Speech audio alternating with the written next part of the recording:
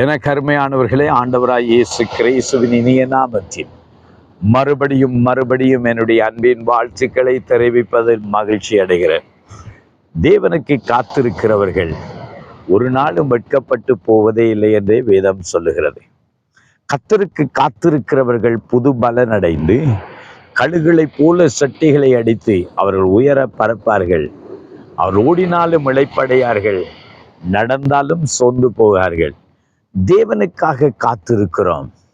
ஆம், என கருமையானவர்களே, ஏசாயாவின் புஸ்தகம் அங்க 49வது அதிகாரம் 23வது வசனம் சொல்லுகிறது, நான் கர்த்தர், எனக்கு காத்திருக்கிறவர்கள் வெட்கப்படுவதில்லை என்பதை என்று ஆண்டவருடைய வார்த்தையிலிருந்து வாசிக்கிறான். கர்த்தர் சொல்லுகிறார், நான் கர்த்தர், எனக்கு காத்திருக்கிறவர்கள் ஒருபோதும் வெட்கப்பட்டு போவதே இல்லை. ஆமென். கர்த்தருடைய ஜனம் கர்த்தருக்கு காத்திருக்கும் போது ஒரு நாளும் வெட்கப்பட்டு போவதே இல்லை. சில நேரங்களிலே காத்திருப்பது என்பது நமக்கு கடினமானது. ஏன் சில நிமிடங்கள் கூட சிலரால் காத்திருக்க முடியாமல் போகிறது. ஒரு பஸ் ஹால்ட்டுக்கிட்ட போகிறோம். அந்த பஸ் ஹால்ட்டுக்கிட்ட போய் நாங்கள் பிரயாணப்பட போகிறோம். இங்கிருந்து நான் டவுன் போக வேணும். அந்த பஸ்ஸை ஒரு 5 நிமிடம் காணையில்லை என்றால் அந்த பஸ்ஸை நாம் திட்டிக்கொண்டே இருப்போம். என்னதான் அந்த பஸ் செய்கிறோ தெரியாது, இந்த பஸ்காரன் அங்கே தான் போயிட்டானோ தெரியாண்டி சொல்லி சிலவில் அவனுக்கு திட்டிக்கொண்டே இருப்போம். சில நேரம் பஸ்ஸில் ஏறி விட்டோம், நமக்கு கொஞ்சம் நேரங்கள் தாமதமாகிறது, பஸ் கொஞ்சம் ஸ்லோவாக போய்கொண்டிருக்கிறதுனா அந்த பஸ்காரனை திட்டுவோம். என்ன அந்த பஸ்ஸை இவன் ஓடிக்கொண்டிருக்கிறானா, இல்லாவிட்டால் பஸ்ஸை உருட்டி கொண்டிருக்கிறானா என்று சொல்லி கேட்போம்.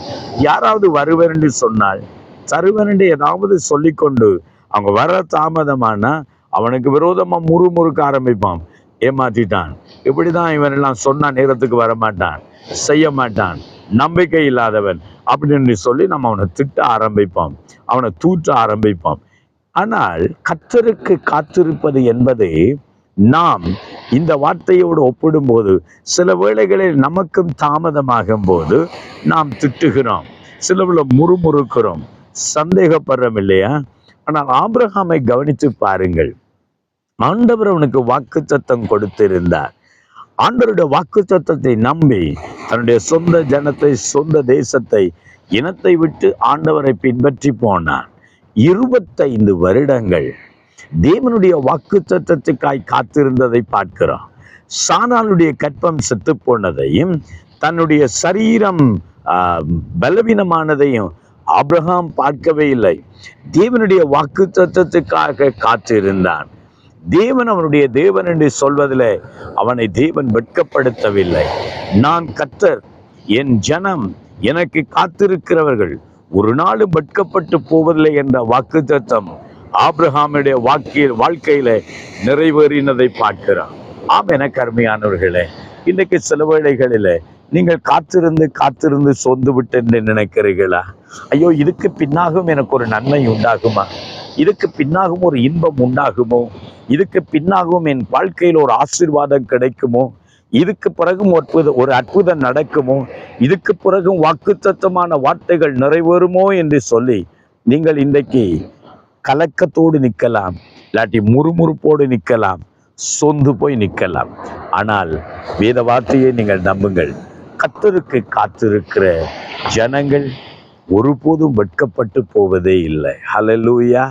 ஆகவே நான் தேவனுக்கு காத்திருப்பதில் சொந்து போக வேண்டாம். கர்த்தருக்கு காத்திருக்கிறவர்கள் கழுகுகளைப் போல சட்டைகளை அடித்து அவர்கள் புது பலனடைந்து எழும்புவார்கள். இன்றைக்கு தேவனுக்கு காத்திருக்கிற நீங்கள் ஒரு நாளும் வெட்கப்பட்டு போவதில்லை. எதை குறித்து, எதற்காக காத்திருக்கிறீர்கள்? ஐயோ, என் தேவை சந்திக்கப்பட வேண்டும், எனக்கு ஒரு குழந்தை பாக்கியம் கிடைக்க வேண்டும், என் பிரச்சனை மாற வேண்டும், என் நோய் தீர வேண்டும், என் வீடு கட்டப்பட வேண்டும், என் வாழ்க்கையில் ஒரு தொழில் கிடைக்க வேண்டும். நீங்கள் காலையும் இந்த வேளையில எதிர்பார்ப்போடு காணப்படுகிறீர்களா? உங்களுக்காக நான் ஜெபிக்கட்டுமா? கர்த்தர் உங்களை ஆசீர்வதிப்பாராக. தகப்பனே, உங்களுடைய பிள்ளைகள் யார் ஆண்டவரே தங்கள் வாழ்வுக்காக, தங்கள் எதிர்காலத்துக்காக காத்திருக்கிறார்களோ, இன்றைக்கு தேவன் உம்முடைய பிள்ளைகளுக்கு உதவி செய்யும். ஆண்டவரை, நீண்ட நாள் காத்திருக்கிற ஒரு குழந்தை பாக்கியம் இல்லையே என்று சொல்லி காத்திருக்கிற பிள்ளைகளுக்கு ஆண்டவரே கர்த்தரே ஒரு அற்புதத்தை செய்தல்ல. உடைய கற்பம் திறக்கப்படட்டும், குழந்தை கிடைக்கட்டும் அப்பா. கடன் தொல்லை, இந்த கஷ்டம் மாற வேண்டும் என்று காத்திருக்கிறார்களே, தேவன் உம்முடைய பிள்ளைகளுக்கு உதவி செய்வீரா. ஒரு வியாதி, ஆண்டவர்கள் வேதனையில நிற்கிறார்களே, தேவனே உம்முடைய பிள்ளைகளுக்கு இறங்குவீராக.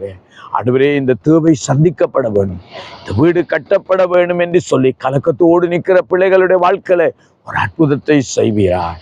பிள்ளைகளுடைய திருமண வாழ்க்கைக்காக காத்திருக்கிறார்கள் ஆண்டவரே, தங்களுடைய வேலைக்காக காத்திருக்கிறார்கள் ஆண்டவரே, பணத்துக்காக காத்திருக்கிறார்கள், ஒரு குழந்தைக்காக காத்திருக்கிறார்கள்.